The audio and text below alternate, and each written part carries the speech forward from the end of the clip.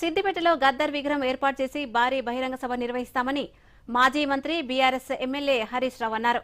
Gaddar foundation ఆధ్వర్యంలో సిద్దిపేట పట్టణంలో ప్రజాయుద్ధ నౌక గద్దర్ సాహిత్య కార్యక్రమం జరిగింది. గద్దర్ ఫౌండేషన్ ఆధ్వర్యంలో సిద్దిపేట పట్టణంలో ప్రజాయుద్ధ నౌక గద్దర్ సాహిత్య కార్యక్రమం జరిగింది. ఈ కార్యక్రమంలో హరీష్ రావు పాల్గొని ప్రజాయుద్ధ నౌక సాహిత్య పుస్తకాన్ని ఆవిష్కరించారు. ఈ సందర్భంగా ఆయన మాట్లాడుతూ తెలంగాణ ఉద్యమానికి గద్దర్ అండగా నిలబడ్డారని, ఆయన పోరాట స్ఫూర్తి భావితరాలకు కొనసాగిద్దామని పిలుపునిచ్చారు. గద్దర్ చరిత్రపై డాక్యుమెంటరీ తీస్తే తాను సహాయం చేస్తానని తెలిపారు. మలిదశ ఉద్యమంలో పొడుస్తున్న పొద్దు మీద పాట ఎంతో స్ఫూర్తినిచ్చిందన్నారు. గద్దర్ పాట 100 ఉపన్యాసాలకు సమానమన్నారు. తెలంగాణ ఉద్యమ చరిత్రను ఒక పుస్తక రూపంగా తీసుకురాలేకపోయామని ఆవేదన వ్యక్తం చేశారు. సీఎం రేవంత్ రెడ్డి ఏ రోజు జై తెలంగాణ అనలేదని, ఏనాడు అమరవీరులకు నివాళులర్పించలేదని చెప్పారు.